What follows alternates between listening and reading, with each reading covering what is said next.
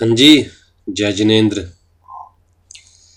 Guys सुबह के 4 बजे हैं एंड आई थिंक इस माहौल में जब सब कुछ लॉकडाउन है और सारे लोग घर में हैं, पड़ोसी भी घर में हैं, इससे अच्छा टाइम नहीं हो सकता पढ़ने का भी और पढ़ाने का भी।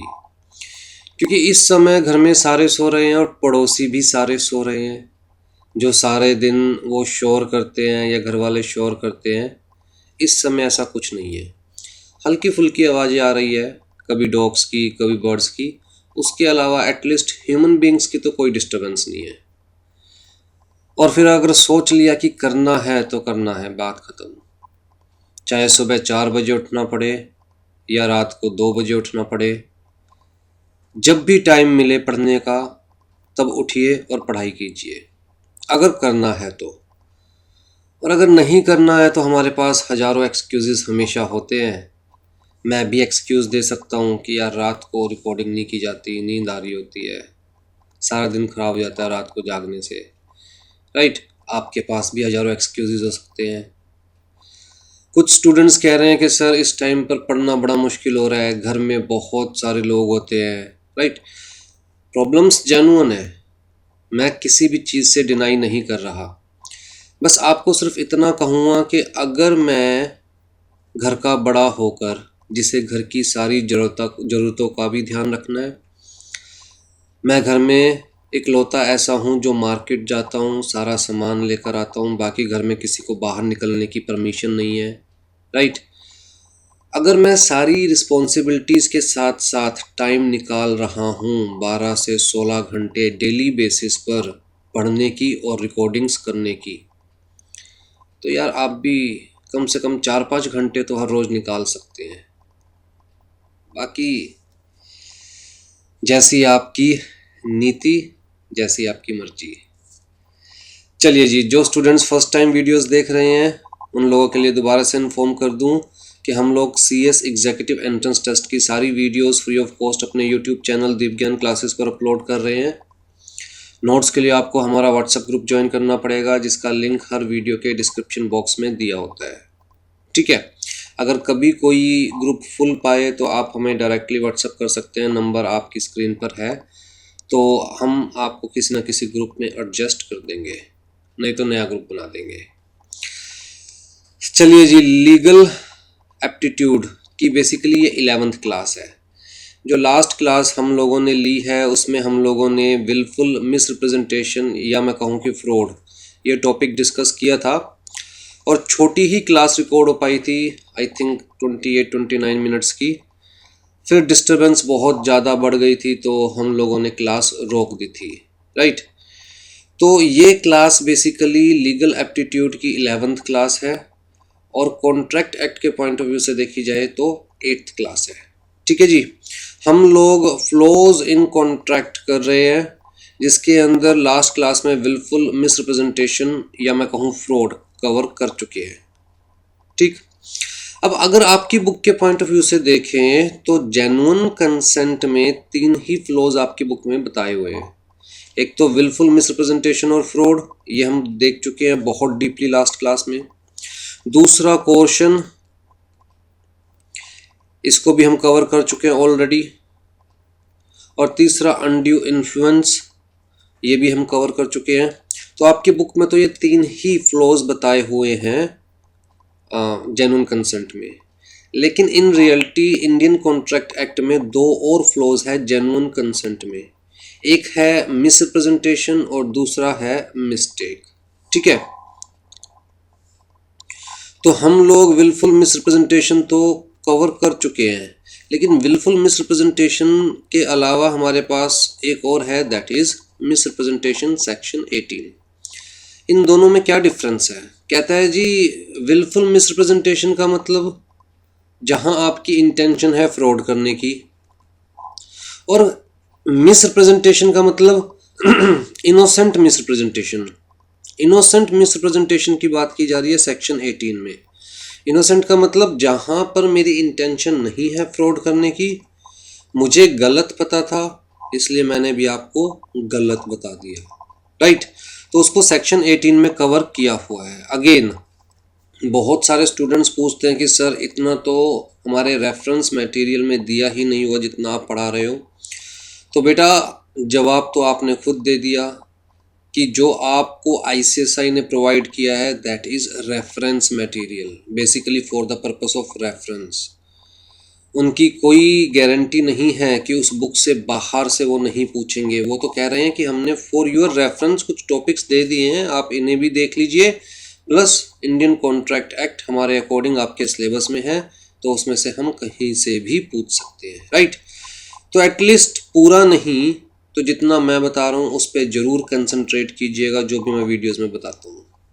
आ जाइए, इनोसेंट मिसरिप्रेजेंटेशन कहता है जी जहाँ पर जो इंसान मिस रिप्रेजेंटेशन दे रहा है उसकी इंटेंशन नहीं है सामने वाले को मिस रिप्रेजेंट करने की, मिसलीड करने की, सामने वाले को डिसीव करने की, ठीक। तो जी इनोसेंट मिस रिप्रेजेंटेशन के केस में कहता है जो भी एग्रीव्ड पार्टी है जिसके साथ गलत हुआ है वो सिर्फ कॉन्ट्रैक्ट को अवॉइड कर सकती है। मतलब जिस पार्टी को मिस रिप्रेजेंट किया गया वो पार्टी डैमेजेस के लिए क्लेम फाइल नहीं कर सकती। इन जनरल वो क्या कर सकती है, सिर्फ कहता है जी कॉन्ट्रैक्ट को अवॉइड कर सकती है, वो कॉन्ट्रैक्ट से पीछे हट सकती है, but cannot sue for damages in normal circumstances in general. कहता कुछ केसेस है, ऑल दो नीचे हम देखें कुछ केसेस है जहां पर इनोसेंट मिसरिप्रेजेंटेशन के केस में भी पार्टी के पास ऑप्शन होगी डैमेजेस के लिए क्लेम फाइल करने की, ठीक है जी। कंडीशंस वही है, कहता है अगर आप मिस रिप्रेजेंटेशन के बेसिस पर, इनोसेंट मिस रिप्रेजेंटेशन के बेसिस पर अगर आप केस फाइल करना चाहते हैं, आप कॉन्ट्रैक्ट को अवॉइड करना चाहते हैं, आप कॉन्ट्रैक्ट से पीछे हटना चाहते हैं कि मेरे साथ धोखा हुआ है, मुझे चीज़ें गलत बताई गई, सामने वाला चाहे इनोसेंट ही है लेकिन मुझे तो चीज़ें गलत बताई गई, तो मैं इस कॉन्ट्रैक्ट से पीछे हटना चाहता हूँ। तो लॉ ने कहा जी ये सारी कंडीशंस फुलफिल होनी चाहिए तभी आप कॉन्ट्रैक्ट से पीछे हट सकते हो, वरना आप कॉन्ट्रैक्ट से पीछे नहीं हट सकते। कौन सी कंडीशंस, जो हमने विलफुल मिस रिप्रेजेंटेशन में पढ़ी थी वही कंडीशंस यहाँ पर भी है कि जी देयर वॉज अ रिप्रेजेंटेशन और एजर्शन, किसी ने आपको रिप्रेजेंटेशन दी है, किसी ने आपको स्पेसिफिकली कोई फैक्ट बताया है, such assertion induce the party aggrieved to enter into the contract, उसकी रिप्रेजेंटेशन के बेसिस पर, उसके फैक्ट के बेसिस पर आप कॉन्ट्रैक्ट में एंटर या एग्रीमेंट में एंटर कर रहे हैं। The assertion related to the matter of fact, again कि सामने वाले ने जो भी आपको बताया है दैट इज़ अ फैक्ट, उसका ओपिनियन नहीं है बल्कि उसने जानबूझकर सोचकर समझकर स्टेटमेंट दी है ताकि आप उसकी बात सुने समझे और फिर एक्ट करे, ठीक है। तो it is not a mere opinion, that is not a mere opinion, that is a fact. सोचकर समझकर सामने वाले ने कहा है ताकि आप उसकी बात सुने और उसकी बात सुनकर कॉन्ट्रैक्ट में एग्रीमेंट में एंटर करें, राइट। और दूसरी चीज the statement shall be a fact, it shall not be the law. कहता है अगर आप ये कहें कि जी मुझे तो लॉ के बारे में पता ही नहीं था, तो मैंने गलती से लॉ में ये समझा जबकि बाद में पता चला जी ये मतलब जो था वो गलत था, कहता है आप लॉ के केस में एक्सक्यूज नहीं दे सकते, राइट। अगर हम लोग लॉ के केस में एक्सक्यूजेस लेने लग जाएंगे तो आप कल को किसी का मर्डर करोगे, आप कहोगे मुझे तो पता ही नहीं था, मुझे तो मिस रिप्रेजेंट किया गया कि इंडिया में मर्डर करना कोई क्राइम नहीं है। आप किसी की पॉकेट काटोगे और कहोगे जी मुझे तो पता ही नहीं था, मुझे तो मिस रिप्रेजेंट किया गया कि इंडिया में पॉकेट काटना कोई क्राइम नहीं है, किसी के घर में डाका मारना कोई क्राइम नहीं है। कहता है अगर आप ये कहना चाहते हो कि misrepresentation is related to law तो हम आपकी बात नहीं सुनेंगे, because ignorance of law is no excuse. भाई अगर आप इंडिया में हो तो मान के चला जाएगा कि आपको सारे इंडियन लॉज की नॉलेज है, और नहीं है तो ये आपकी गलती है। आप किसी और के ऊपर ब्लेम नहीं डाल सकते कि भैया मुझे तो लॉ के बारे में पता ही नहीं था, सामने वाले ने मुझे मिस रिप्रेजेंट किया है। और specifically when we are talking about general laws जैसे कि इंडियन कॉन्ट्रैक्ट एक्ट, भैया कोर्ट मान के चलेगी कि इंडिया में रहने वाले हर इंसान को इंडियन कॉन्ट्रैक्ट एक्ट की नॉलेज है। कल को आप ये नहीं कह सकते कि मुझे तो पता ही नहीं था इस एक्ट में क्या लिखा हुआ है, या मुझे किसी ने गलत बता दिया कि कॉन्ट्रैक्ट एक्ट में ये लिखा हुआ है। Even even in case of solicitor, अगर आपका वकील भी गलत बताता है तो भी कोर्ट आपकी बात नहीं सुनने वाली कि लॉ के केस में आपके साथ कुछ गलत हुआ है, किसी ने मिस रिप्रेजेंट किया है। कोर्ट मान के चलती है हर इंसान को एटलीस्ट लॉ तो पता है, और जनरल लॉज तो सबको पता है, राइट। तो misrepresentation shall be related to fact, it shall not be a mere opinion और हियर से, सुनी सुनाई बातें नहीं होनी चाहिए, ओपिनियन नहीं होना चाहिए। अगर कोई आपको अपना ओपिनियन दे रहा है या सुनी सुनाई बातें बता रहा है तो इसका मतलब वो ये नहीं चाहता कि आप उसके ओपिनियन या सुनी सुनाई बातों के बेसिस पर कोई एक्शन ले, राइट। तो जी क्लियर कट लिख दिया कि अगर सामने वाले की इंटेंशन है कि उसकी रिप्रेजेंटेशन के बेसिस पर, उसकी स्टेटमेंट के बेसिस पर आप एक्शन ले, तभी आप कह सकते हैं कि सामने वाले ने मुझे मिस रिप्रेजेंट किया है। ठीक है जी। The statement which has become और turn out to be untrue was made with the honest belief in its truth. तो जिसने भी मिस रिप्रेजेंट किया है एक्चुअल में उसे बेचारे को खुद ही नहीं पता था कि जो मैं बोल रहा हूँ वो गलत है या सही है। तो ये सारा हम वैसे डिफरेंस जो है प्रीवियस क्लास में भी डिस्कस कर चुके हैं। आ जाओ जी। तो डैमेजेस फॉर इनोसेंट मिसरिप्रेजेंटेशन, कहता है जी विलफुल मिसरिप्रेजेंटेशन है तो फ्रॉड है, और फ्रॉड के केस में आप कॉन्ट्रैक्ट रिजाइन भी कर सकते हैं, मतलब you can avoid the contract से पीछे हट सकते हैं। फ्रॉड के केस के अंदर you can even file suit for the damages, और फ्रॉड के केस में आप आईपीसी में, इंडियन पेनल कोड में इवन क्रिमिनल केस भी फाइल कर सकते हैं सामने वाले के अगेंस्ट। लेकिन अगर इनोसेंट मिसप्रेजेंटेशन है और आप ये सारे पॉइंट्स एक्चुअल में प्रूव कर दो तो भी more than maximum you can avoid the contract, you can not get damages for innocent misrepresentation, क्योंकि सामने वाले ने आपसे जानबूझकर झूठ नहीं बोला, जो उसे पता था वही सामने वाले ने आपको बता दिया, राइट। लेकिन कहता कुछ स्पेसिफिक केसेस है जहां कोर्ट ने कहा कि चाहे मिसप्रेजेंटेशन इनोसेंट है फिर भी जिसको नुकसान हुआ है वो डैमेजेस क्लेम कर सकता है। ठीक, कौन सा? कहता है जी सबसे पहला तो इन केस ऑफ कंपनी। अब जी कंपनी जो प्रोस्पेक्टस लेके आती है उस प्रोस्पेक्टस के ऊपर विश्वास करके आप कंपनी के शेयर्स परचेज करते हैं, कंपनी की सिक्योरिटीज परचेज करते हैं, राइट। इस प्रोस्पेक्टस में जो भी लिखा होता है आप मान के चलते हैं कि प्रोस्पेक्टस में बताई हुई हर बात सही है, ट्रू है, फेयर है, राइट। और उसी इंफॉर्मेशन के बेसिस पर आप ये डिसीजन लेते हैं कि वेदर टू इन्वेस्ट और नॉट इन द कंपनी। तो लॉ ने कहा भैया यहाँ पर पब्लिक इंटरेस्ट इन्वॉल्व है, लाखों लोग इस डॉक्यूमेंट के बेसिस पर अपने हार्ड अर्न मनी को कंपनी के हाथों में देने के लिए तैयार हो जाते हैं, तो इसको बहुत केयरफुली डिज़ाइन किया जाना चाहिए। अगर इसके अंदर किसी भी तरह की मिस रिप्रेजेंटेशन है, चाहे वो मिस रिप्रेजेंटेशन इनोसेंट ही क्यों नहीं है, अगर इसके अंदर किसी भी तरह की मिस रिप्रेजेंटेशन है, चाहे वो मिस रिप्रेजेंटेशन इनोसेंट ही क्यों नहीं है, तो जी इसके बेसिस पर अगर किसी ने भी कंपनी के शेयर्स, कंपनी की सिक्योरिटीज़ परचेज करी है और उसे नुकसान हो गया उस मिस रिप्रेजेंटेशन की वजह से, तो भैया that person can claim the damages from the promoter, from the director of the company और from the officer in default of the company.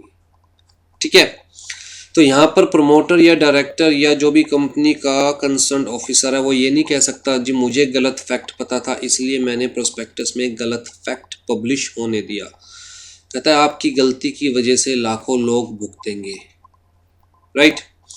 फिर जी सेकंड है against an agent who commits a breach of warranty of the authority. अब जी अगर मैं किसी को अपना agent बनाता हूँ और जाने अनजाने इनोसेंटली, मान लो इनोसेंटली वो अपनी अथॉरिटी को एक्सीड कर जाता है, उसकी वजह से मुझे जो नुकसान होगा उसके लिए I can claim the damages, right. जैसे कि मान के चलिए मैं यूएसए में रहता हूं, इंडिया में मेरे 2 घर हैं,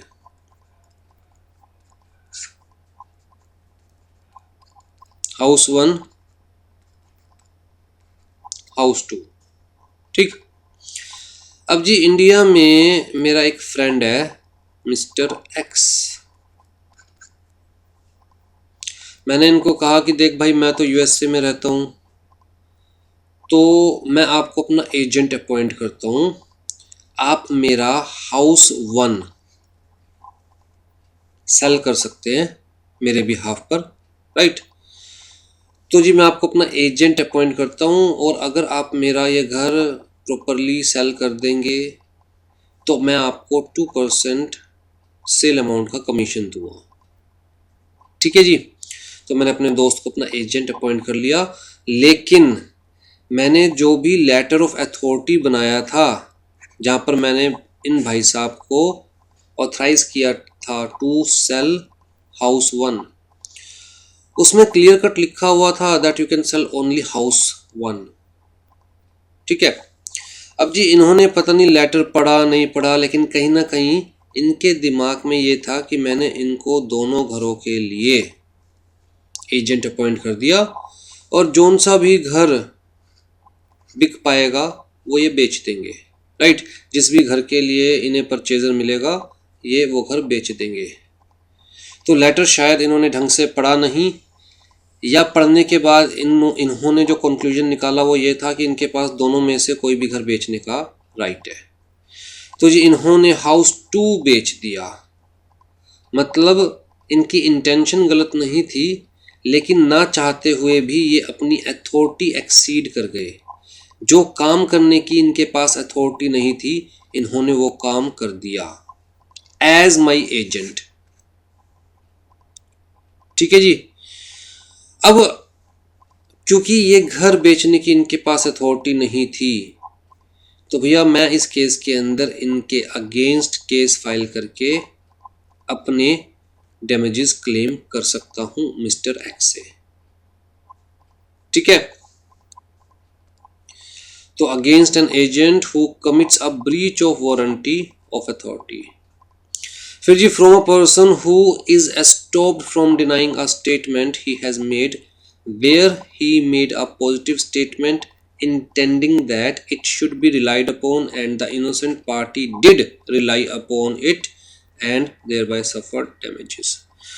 तो जी बड़े ध्यान से सुनिएगा, मैं एक नया कंसेप्ट इंट्रोड्यूस करने जा रहा हूँ आपकी ज़िंदगी में, जो कि लाइफ लॉन्ग आपको ये वर्ड सुनाई देता रहेगा, डॉक्ट्राइन ऑफ एस्टॉपल।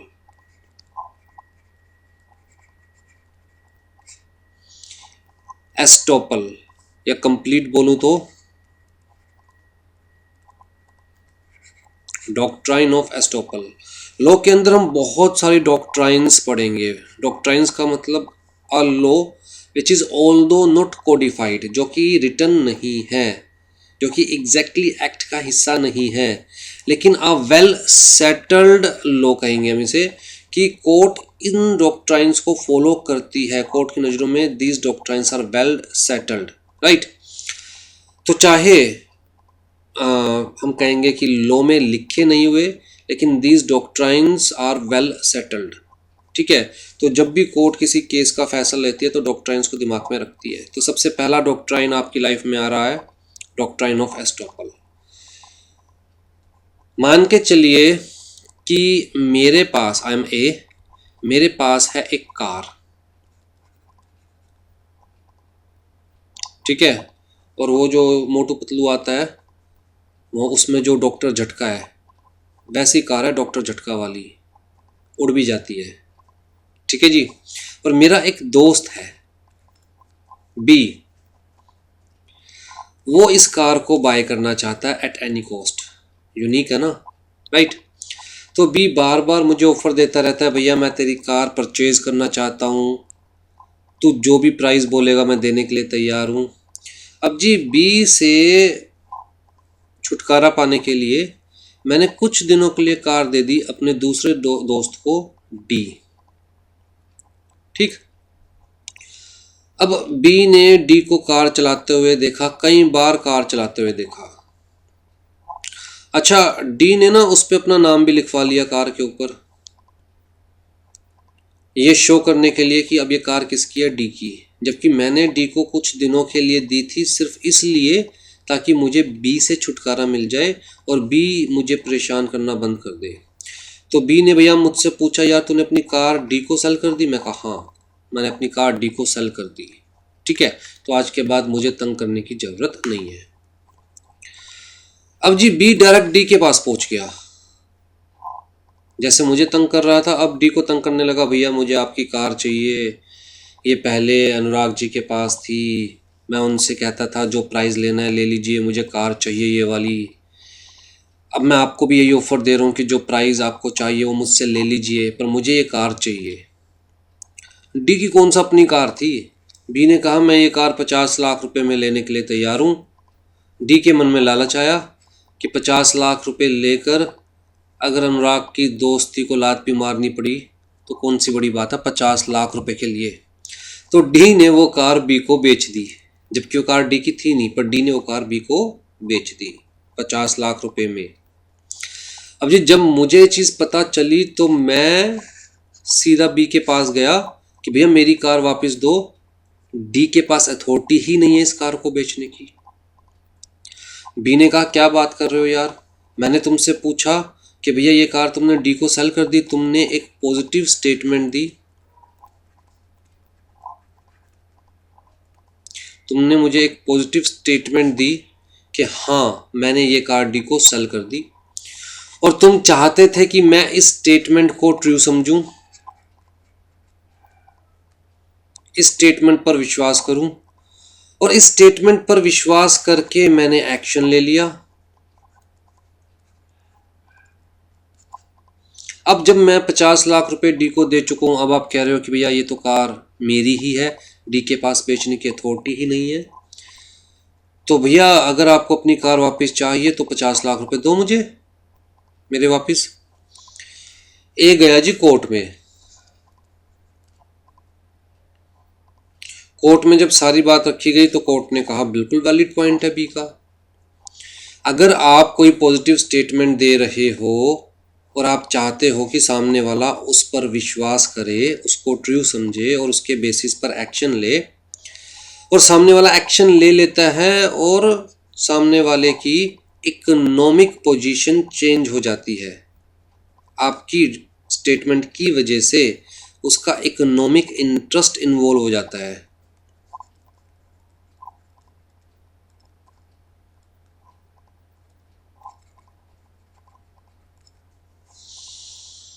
तो अब आप अपनी स्टेटमेंट से पीछे नहीं हट सकते, अब आप अपनी स्टेटमेंट से पीछे नहीं हट सकते, क्योंकि ये ऐसी जगह पहुंच गया जहां पर ये बैक स्टेप नहीं कर सकता। ऑलरेडी 50 लाख रुपए डी को दे चुका है, और डी भाई साहब 50 लाख रुपए लेके कहाँ जा चुके हैं, मोजा ही मोजा, राइट। तो भैया अब आप अपनी स्टेटमेंट से पीछे नहीं हट सकते। कोर्ट ए को बोलेगा this is doctrine of estoppel.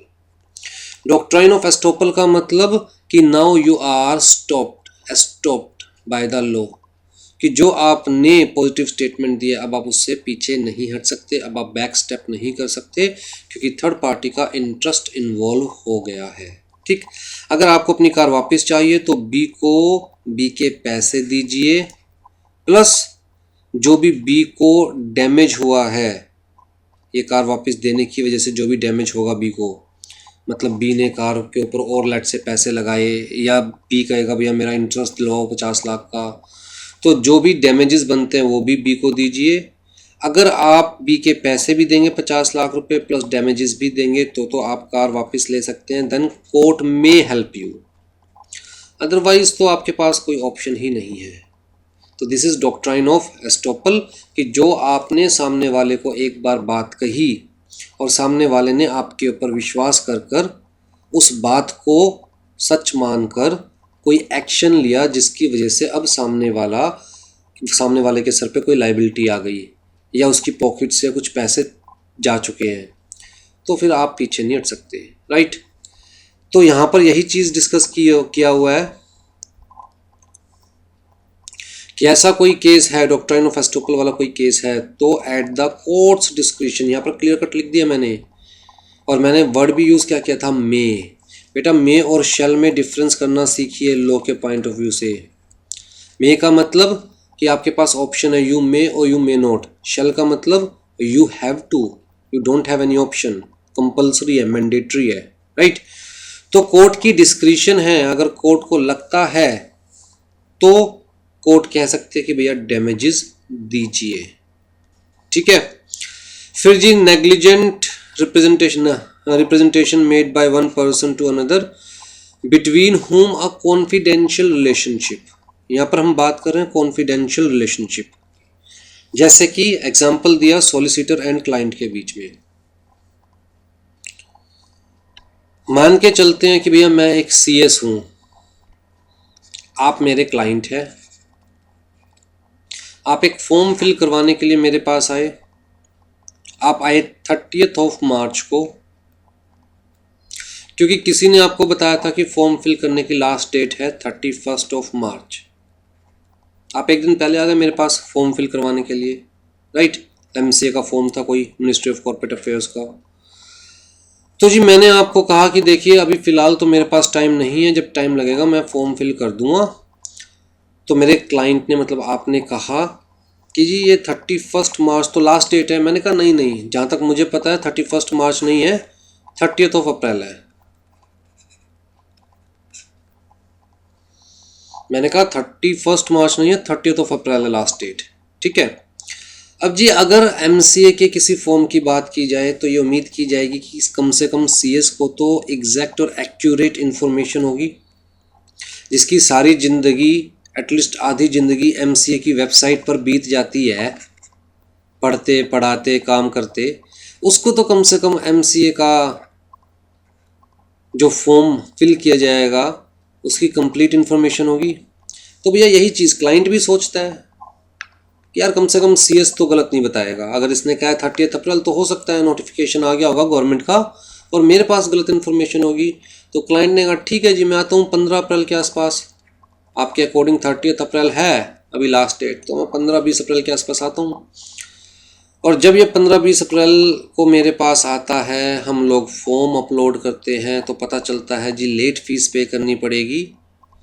अब ये क्लाइंट वो लेट फीस के लिए क्या मेरे ऊपर केस फाइल कर सकता है? कहता है इन जनरल सर्कमस्टांसेस नहीं कर सकता।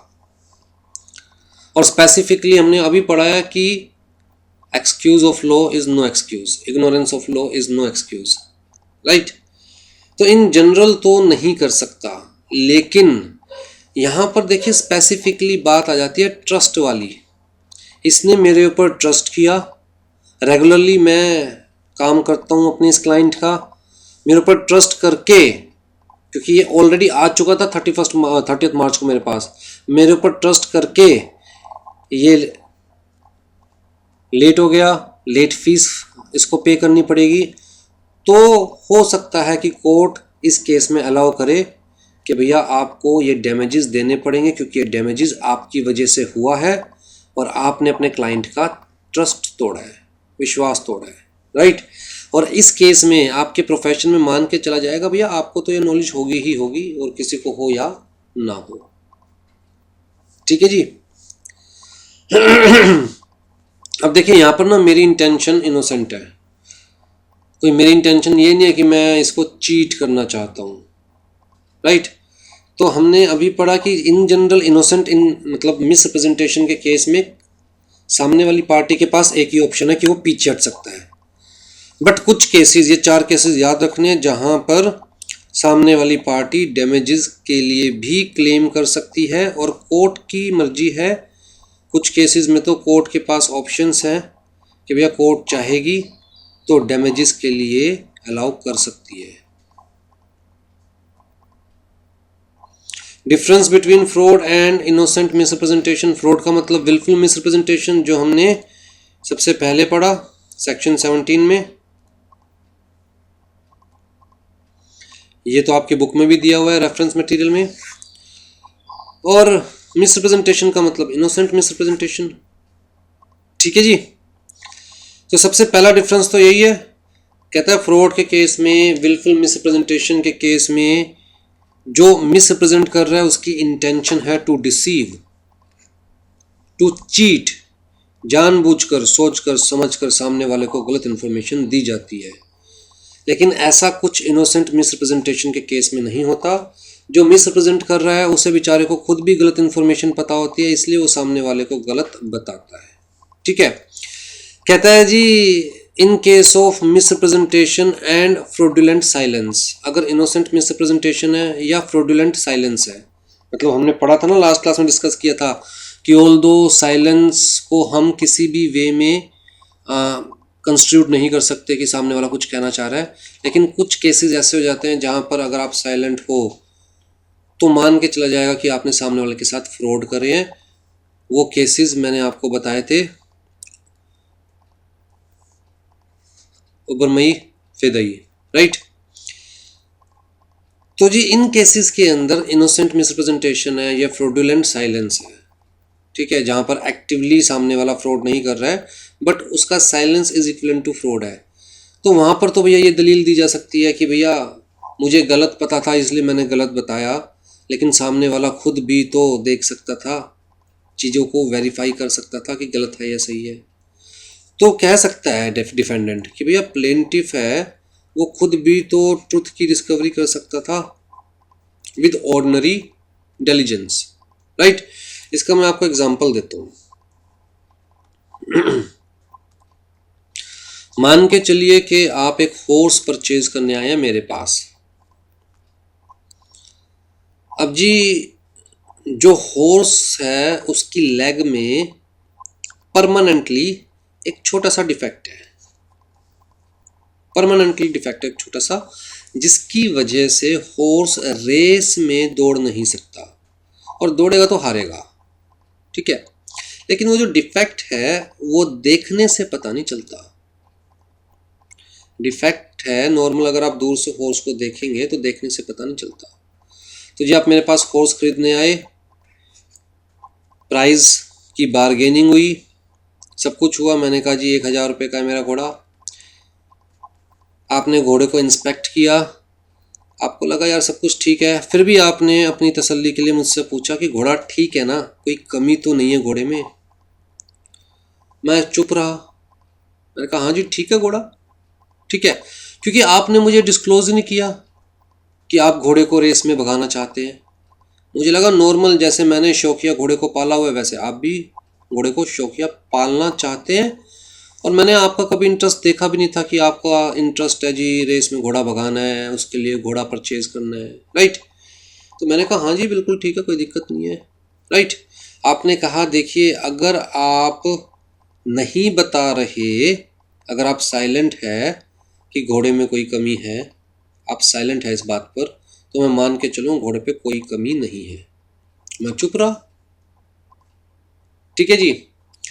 बाद में जब आपने ये घोड़ा रेस में भगाने के लिए उतारा ग्राउंड पर, तो पता चला कि भैया सबसे आखिरी में यही आ रहा है। क्यों? क्योंकि पैर में हल्का सा डिफेक्ट है, ठीक है जी। तो इस केस के अंदर मैं ये कह सकता हूं कि भैया मुझे कौन सा बताया गया था कि रेस में भगाया जाएगा घोड़ा।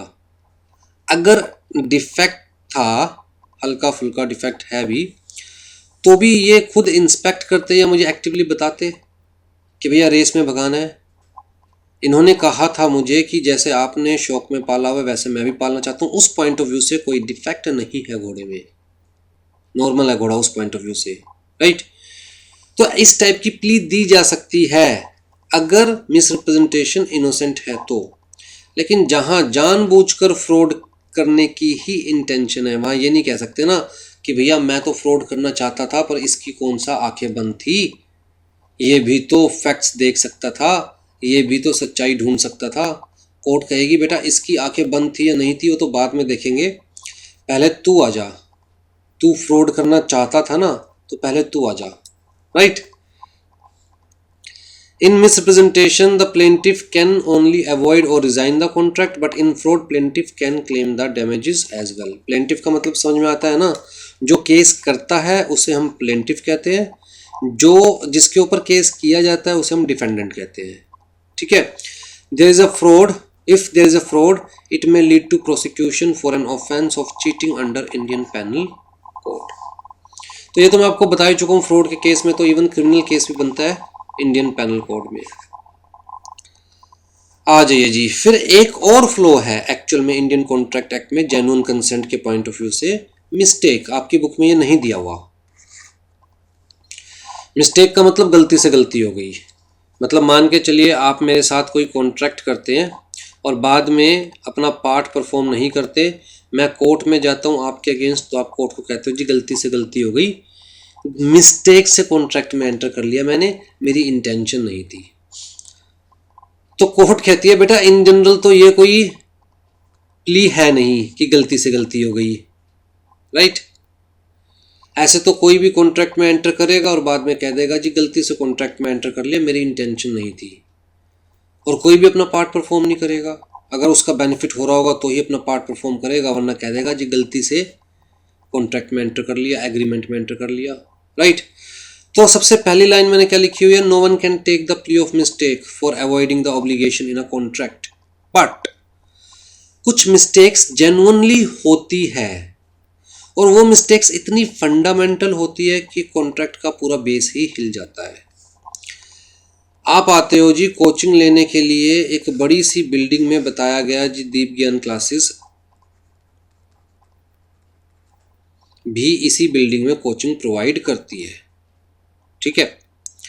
अब जी इस बिल्डिंग में और 3-4 इंस्टीट्यूट थे सीएस की कोचिंग प्रोवाइड करने वाले, बड़ी सी बिल्डिंग है।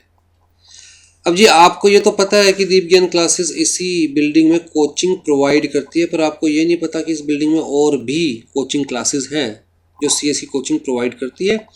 तो आप गए, आपने फर्स्ट फ्लोर पे देखा, अच्छा दीप ज्ञान का जो है वो टॉप फ्लोर पर है, राइट। तो आपने फर्स्ट फ्लोर पे देखा, वहाँ पर बड़ा सा लिखा हुआ सीएस कोचिंग क्लासेस। आपको लगा ये तो यार दीप ज्ञान का ही सेंटर होगा, सीएस कोचिंग क्लासेस, दीप ज्ञान इसी बिल्डिंग में है। तो जी आप यहाँ पर जाते हो, आपने कहा जी मुझे सीएस की कोचिंग लेनी है। तो ये जो कोचिंग सेंटर वाले थे इन्होंने कहा ठीक है जी हम कोचिंग देते हैं।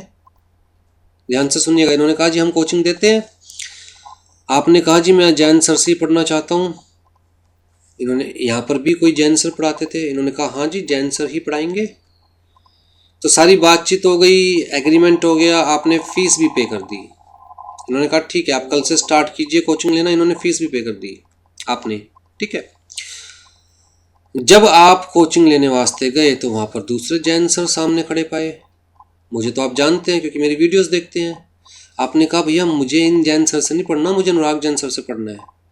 तो उन्होंने कहा भैया अनुराग जैन सर तो दीप ज्ञान क्लासेस में पढ़ाते हैं। तो आपने कहा मुझे लगा दीप ज्ञान क्लासेस है। इन्होंने कहा नहीं जी दीप ज्ञान क्लासेस तो 4th फ्लोर पे है, ये दीप ज्ञान क्लासेस नहीं है। तो आपने बाय मिस्टेक एग्रीमेंट में एंटर किया और ये मिस्टेक इतनी बड़ी थी कि आप जिससे एग्रीमेंट करना चाहते थे उसकी जगह किसी और से एग्रीमेंट कर गए, राइट। मतलब matching of mind on the same subject matter at the same time in the same sense, consensus ad idem is missing here. आप जिसको जो समझ रहे थे एक्चुअल में वो था ही नहीं। तो इस टाइप के कॉन्ट्रैक्ट्स के अंदर, इस टाइप के मिस्टेक के अंदर कोर्ट कहती है ठीक है फंडामेंटल मिस्टेक है और मिस्टेक ऑफ फैक्ट है। पहली चीज फंडामेंटल मिस्टेक और दूसरी चीज मिस्टेक ऑफ फैक्ट। अब कहता है जी फंडामेंटल मिस्टेक है यानी ये कैसे पता चलेगा, that depends upon case to case, court decide करेगी, राइट। लेकिन मिस्टेक ऑफ फैक्ट है। फैक्ट क्या था यहाँ पर कि जिसको आप दीप ज्ञान क्लासेस समझ रहे थे वो दीप ज्ञान क्लासेस नहीं थी, जिसको आप अनुराग जैन सर समझ रहे थे वो अनुराग जैन सर ही नहीं थे। तो जी फैक्ट की अगर मिस्टेक है तो कोर्ट कहेगी कि ठीक है हम फिर भी आपकी बात सुन लेंगे और हमें लगा जेन्युइन है, फंडामेंटल मिस्टेक है, तो हम आपको ऑप्शन देंगे कॉन्ट्रैक्ट रिजाइन करने का, पीछे हटने का। लेकिन अगर मिस्टेक ऑफ लॉ है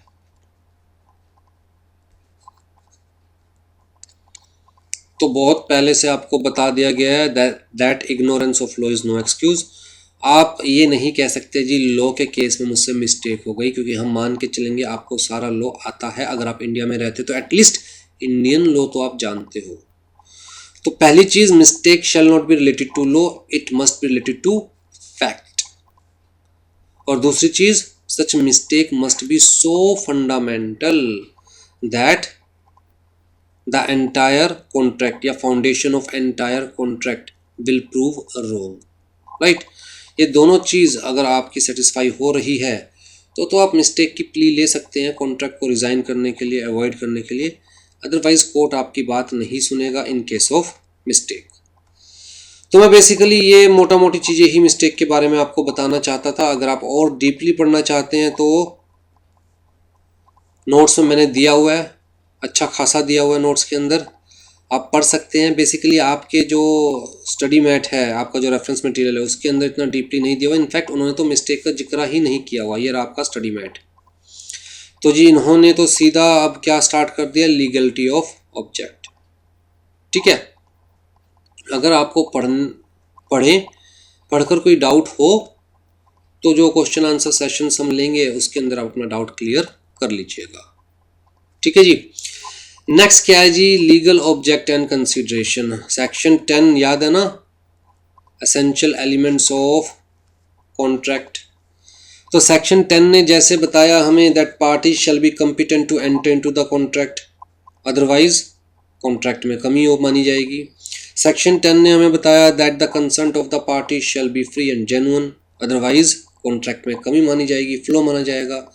इसी तरह सेक्शन 10 ने हमें कहा कि भैया the object of the contract shall be legal and the consideration shall be lawful, otherwise contract में फ्लो माना जाएगा। तो ये भी क्या है, एक फ्लो है। अगर कॉन्ट्रैक्ट का ऑब्जेक्ट लीगल नहीं है तो ये कॉन्ट्रैक्ट में बहुत बड़ी कमी है, जो कि कॉन्ट्रैक्ट को वॉइड बना देता है।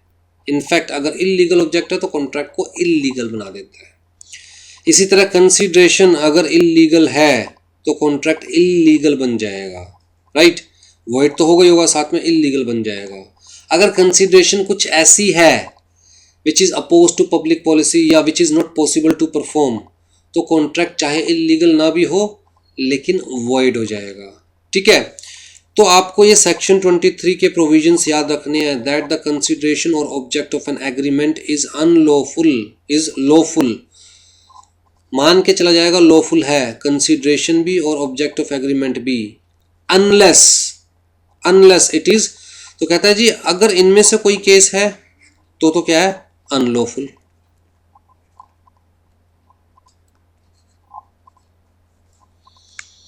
अगर इनमें से कोई भी केस में कवर नहीं हो रहा है तो मान के चलेंगे क्या है जी, लॉफुल।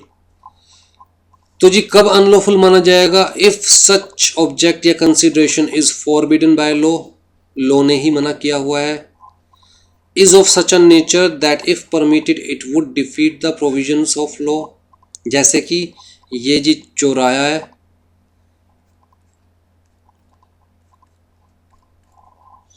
कहता है जी लेफ्ट टर्न तो फ्री है, उसके लिए आपको कोई लाइट फॉलो नहीं करनी।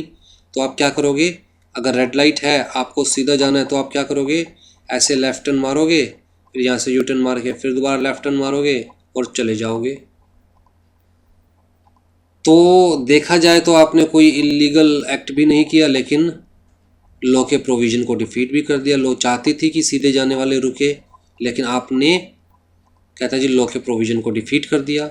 तो अगर इस टाइप के नेचर का है कुछ भी तो even that will be considered as unlawful. अगर फ्रॉडुलेंट ही है तो अनलॉफुल है ही। फिर जी इन्वॉल्व्स और implies injury to the person और the property of another, unlawful. Court regards it as immoral और अपोज्ड टू पब्लिक पॉलिसी। कुछ भी ऐसा है जो कि पब्लिक के लिए मॉरली गुड नहीं है या अपोज टू पब्लिक पॉलिसी है तो उसे भी अनलॉफुल कंसिडर किया जाएगा। Every agreement of which object या consideration is unlawful is void. ठीक है जी, तो जी यही आपकी बुक में दिया हुआ है, देख लीजिए सेक्शन 23 को ही दिया हुआ है बुक के अंदर। अब जी वॉइड और इलीगल में क्या डिफरेंस होता है, ऑल्दो देखिए मैं बहुत डीपली आपको बार बार चीज़ें समझा चुका हूँ, लेकिन फिर भी एक बार दोबारा देखते हैं, क्योंकि आपकी बुक में भी दिया हुआ है, इसलिए मैंने नोट्स में भी यहाँ पर दिया हुआ है। Difference between the void and illegal agreements and difference between the void and illegal contracts, ये आपको पता होना चाहिए। ठीक है जी, आ जाइए। तो पहले नोट से देखते हैं, फिर आपकी बुक से देखेंगे। हाँ जी, वॉइड एग्रीमेंट कहता है means an agreement which has no legal effect although may not be illegal but having no legal effect. ठीक है यार, बड़ा डीपली समझा चुका हूँ, तो मैं दोबारा इसको बहुत ज़्यादा डीपली एक्सप्लेन नहीं करूँगा, प्रीवियस वीडियोज़ में हम डिस्कस कर चुके हैं। कहता है void agreement may not tent collateral agreement और कॉन्ट्रैक्ट। ये बहुत इंपॉर्टेंट है। अगर कोई एग्रीमेंट वॉइड है तो उससे रिलेटेड दूसरा एग्रीमेंट पर कोई असर नहीं पड़ेगा।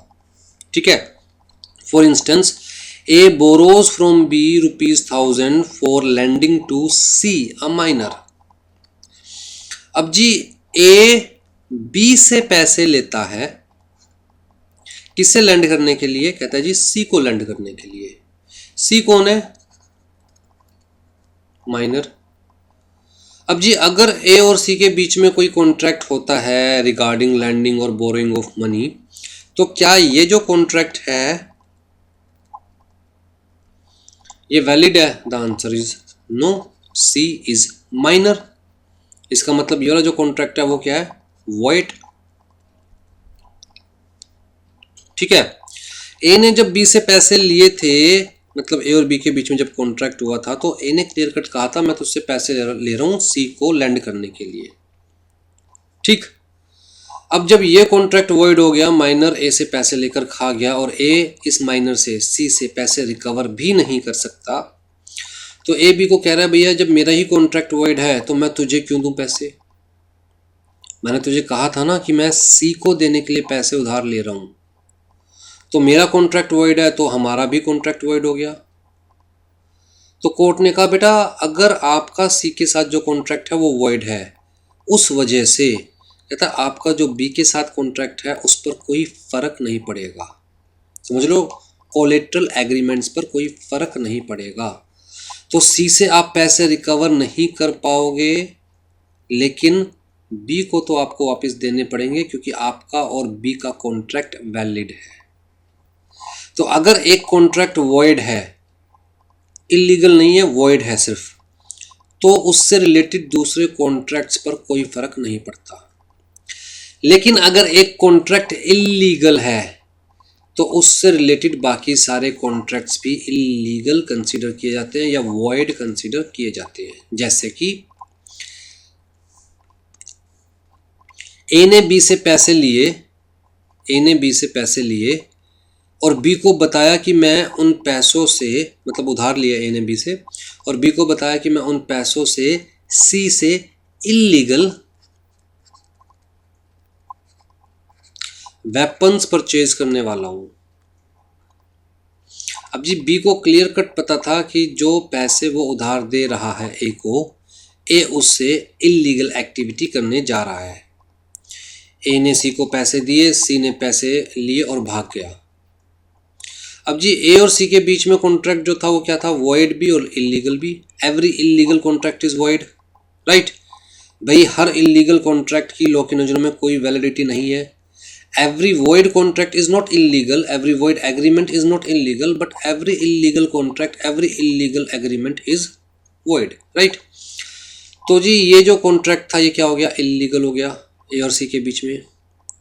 अब ए कह रहा है कि भैया अगर ये वाला कॉन्ट्रैक्ट इलीगल है तो तेरे और मेरे बीच में जो कॉन्ट्रैक्ट है वो भी इलीगल है। बात कोर्ट में गई, कोर्ट ने कहा कि आपको पता था कि जो पैसे आप उधार दे रहे हैं उन पैसों का इलीगल यूज़ किया जाएगा। बी ने कहा हाँ। तो कोर्ट ने कहा बेटा फिर आपका और ए का कॉन्ट्रैक्ट भी क्या हो गया? वॉइड, क्योंकि आपके कॉन्ट्रैक्ट के पीछे जो ऑब्जेक्ट था वो क्या था? इलीगल। तो जी अगर इलीगल कॉन्ट्रैक्ट या एग्रीमेंट है तो उसके साथ जुड़े हुए कॉन्ट्रैक्ट या एग्रीमेंट भी वॉइड हो जाते हैं, इलीगल हो जाते हैं, depending upon case to case. लेकिन अगर वॉइड कॉन्ट्रैक्ट या एग्रीमेंट है तो उसके साथ जुड़े हुए दूसरे वॉइड कॉन्ट्रैक्ट या एग्रीमेंट पर जनरली कोई फर्क नहीं पड़ता। ठीक है जी, तो यही बात यहां पर बताई हुई है। आ जाइए जी, कॉन्सिक्वेंस ऑफ इलीगल एग्रीमेंट। जो पॉइंट्स यहां पर दिए हुए हैं वही पॉइंट्स पहले से नोट्स में दिए हुए हैं और कॉमन पॉइंट्स है। तो सबसे पहला कॉन्सिक्वेंस क्या है जी, an illegal agreement is entirely void। every illegal agreement is void। void का मतलब having no effect in the eyes of law, और लीगल इलीगल एग्रीमेंट का तो कोई लॉ की नज़रों में इफेक्ट हो ही नहीं सकता। कहता है no action can be brought by the party to an illegal agreement. तो यहाँ पर एक मैक्सिम इंट्रोड्यूस की गई है, तो इस मैक्सिम को पढ़ लीजिएगा। एक्सटर्पी कोज नॉन ओरिटर एक्शन, एक्सटर्पी कोज नॉन ओरिटर एक्शन। ये ना एमसीक्यूज के पॉइंट ऑफ व्यू से बड़ी इंपॉर्टेंट होती है मैक्सिम्स। मैक्सिम्स का मतलब कहावत, ठीक है। डॉक्ट्राइन का मतलब वेल सेटल्ड कहावत, और मैक्सिम का मतलब कहावत जनरल, ठीक है जी। Which means from an evil cause no evil action, no action arise.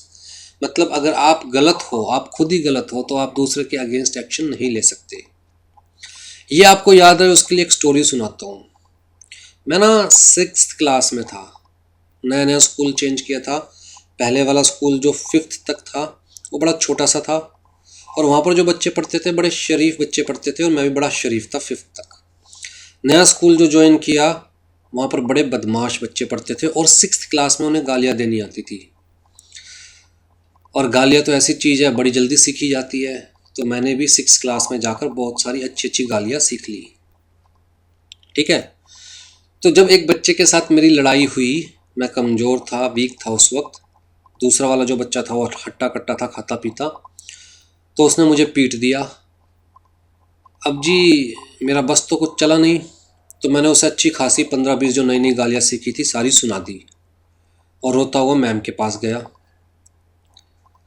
तो जी मैम ने कहा कि बेटा, जब आप खुद ही गलत हो, आपने उसे गालियाँ दी, तो अब आप उसके अगेंस्ट मेरे पास नहीं आ सकते कंप्लेंट लेकर। अगर आपको कंप्लेंट लेकर आना था तो तब आते जब आपके साथ गलत हुआ था, ना कि तब जब आप भी सामने वाले के साथ गलत कर चुके हो। तो उस केस में आपके पास कोई एक्शन लेने का राइट नहीं है, ठीक है जी। फिर जी मनी पेड और property transferred under N illegal agreement can not be recovered. तो यहाँ एक और मैक्सिम आ गई हमारे पास, पार्टी डेलिक्टो पोटियर एस्ट कंडिटियो। पढ़ लेना यार, मतलब ये मैक्सिम्स ना कभी ना पढ़ने में मेरा इंटरेस्ट रहता है ना मुझे याद रहती है एज सच। मैं तो क्या करता था, एग्जामिनेशन से पहले एक दिन पहले सारी मैक्सिम्स को 8-10 बार पढ़ता था, रिवाइज करता था और एग्जाम्स देने बैठ जाता था, राइट। तो मैक्सिम्स पढ़ लेना, एग्जाम्स के पॉइंट ऑफ व्यू से बड़ा इंपॉर्टेंट होता है। इस मैक्सिम का मतलब क्या है, इन case of equal guilt more powerful is the condition of the defendant. जहां दोनों ही गलत हैं, जैसे उसने मुझे पीटा बच्चे ने और मैंने उसे गालियां दी, जहां दोनों ही गलत हैं वहां ज़्यादा पावरफुल कौन है, who is the defendant, right. तो मम्मी नहीं कहती कि बेटा आपस में लड़ तो रहे हो, लेकिन जौन सा शिकायत लेके आया उसी को चपेट लगेगी। तो प्लेंटिफ कमज़ोर कंसीडर किया जाता है, डिफेंडेंट स्ट्रॉन्ग कंसीडर किया जाता है। क्यों? क्योंकि गलती तो दोनों ने की है। फिर भाई तू क्यों शिकायत लेके आ रहा है मेरे पास, जो शिकायत लेके आया उसी को ही चपेट लगेगी, ठीक है जी। तो कहता है जहाँ दोनों की गलती है, इलीगल एग्रीमेंट में एंटर कर रहे हो तो दोनों की गलती है ना, एंटर करने वालों की, तो उस केस में किसी के पास कोई शिकायत करने की ऑप्शन नहीं है। मतलब अगर आप किसी को ब्राइब दे रहे हो कि आपकी जॉब लगवा दी जाए और वो पैसे खाकर जॉब लगवाता नहीं है, इलीगल एग्रीमेंट है, तो कोर्ट में सामने वाला भी नहीं जा सकता, आप भी नहीं जा सकते, ठीक है। Where an agreement consist of 2 parts, one is legal and other is illegal. और लीगल पार्ट को सेपरेट किया जा सकता है इलीगल पार्ट से। तो कहता है लीगल पार्ट में be enforceable, illegal part can not be enforceable. ठीक है जी। तो अगर कोई भी ऐसा एग्रीमेंट है जिसके दो हिस्से हैं, एक लीगल एक इलीगल, तो लीगल पार्ट को एनफोर्स किया जा सकता है, इलीगल पार्ट को सेपरेट किया जा सकता है अगर वो सेपरेबल है। तो अगर सेपरेबल नहीं है तो पूरा का पूरा एग्रीमेंट क्या हो जाएगा, वाइड, इलीगल। ठीक। An agreement which is collateral to an illegal agreement is also tainted with the illegality, वो चीज हम डिस्कस ऑलरेडी कर चुके हैं। ठीक है जी।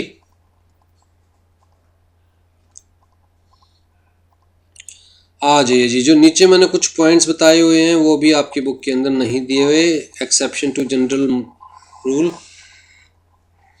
लेकिन फिर भी पढ़ देता हूँ जब लिखे हुए हैं तो। अब हमने जनरल रूल क्या पढ़ा कि इलीगल एग्रीमेंट के केस में आप इवन अपने पैसे रिकवर भी नहीं कर सकते, राइट। बट यहाँ पर कुछ हमारे पास एक्सेप्शंस हैं। पहली, where the transfer is not in pari delicto, मतलब इक्वल गिल्टी। तो कुल मिला के क्या है कि भैया जो ए और बी है उसमें ए कम गिल्टी है, बी ज़्यादा गिल्टी है, और ए बी के ऊपर केस फाइल करता है पैसे रिकवर करने के लिए, तो फिर हो सकता है कोर्ट कहे कि चलो भैया ये कम गिल्टी है, आप इसके पैसे वापस दीजिए। जैसे where A is induced to enter into illegal agreement by fraud of B, मतलब ए को फ्रॉडुलेंटली इलीगल एग्रीमेंट में एंटर करने के लिए इंड्यूस किया गया, तो उस केस के अंदर ए कम गिल्टी है, मतलब एटलीस्ट मेंसरिया नहीं है। गलत काम किया है तो गलत तो माना ही जाएगा, बट एटलीस्ट मेंसरिया नहीं है। तो जी ए में recover the money if he did not know that the contract was illegal. ठीक है। एक्चुअली मैं एक सिंपल सा एग्जांपल देता हूँ इस पॉइंट को समझने के लिए। मान के चलिए मैं किसी दुकान पर, शॉप के ऊपर मैं जॉब करता हूँ, ठीक है, और मैं बिल्कुल सज्जन आदमी हूँ, भगवान का भक्त हूँ, मन में दूर दूर तक पाप नहीं है। अब जी मेरा एक दोस्त है, वो भी जॉब ढूंढ रहा है, तो मेरे पास आता है कि भैया अगर आपकी दुकान पे कोई जगह हो तो मुझे भी लगवा दो। तो मैंने मालिक से बात करी, मालिक ने कहा ठीक है भैया, अगर आप गारंटी देते हो तो मैं इसे रख लेता हूँ, आप गारंटी देते हो तो मैं इसे रख लेता हूँ। ठीक। अब जी मैंने इसकी एंट्री दुकान में करवा दी, वहाँ पर ये कोई इलीगल एक्टिविटी करता है, जाने अनजाने मैं भी उस इलीगल एक्टिविटी का हिस्सा बन जाता हूँ। जैसे कि मान के चलिए साड़ियों की दुकान थी, होम डिलीवरी जब भी करनी होती तो जी ये उस पैकेट के थ्रू होम डिलीवरी के बहाने इलीगल कंटेंट भी डिलीवर करता, और जाने अनजाने मैं कभी पैकिंग में इसकी हेल्प कर देता। मतलब मुझे पता नहीं था कि इलीगल कंटेंट है, लेकिन जिस तरह इसने छुपाया साड़ी के अंदर और मैंने वो साड़ी पैक कर दी, मुझे पता नहीं था अंदर कुछ कंटेंट है।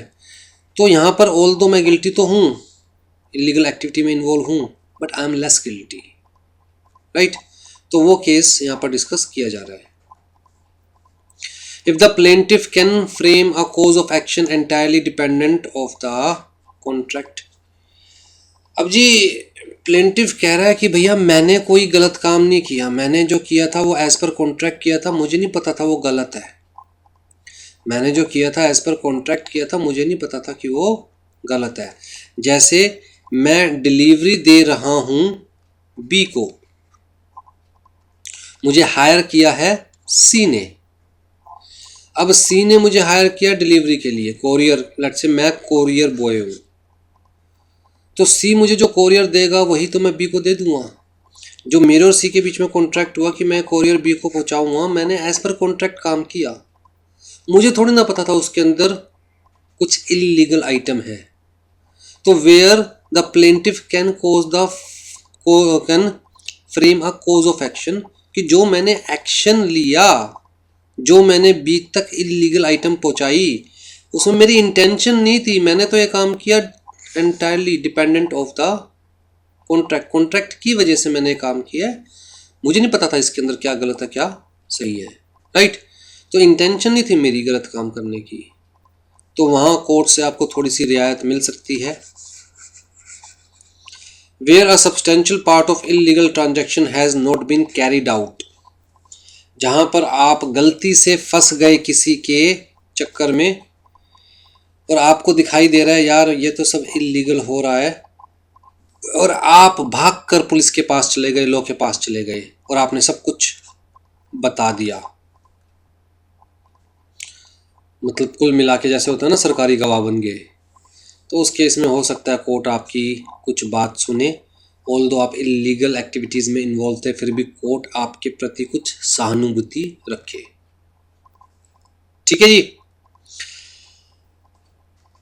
चलिए जी, नेक्स्ट क्लास में we will start with the agreement void as being oppose to public policy. यही आपकी बुक के हिसाब से भी नेक्स्ट कंटेंट है। चीज़ें बहुत कॉम्प्लेक्स लग रही होगी, कुछ चीज़ें तो आप लोगों को, कुछ एग्जांपल्स भी सोचने में समझने में दिक्कत आ रही होगी, राइट।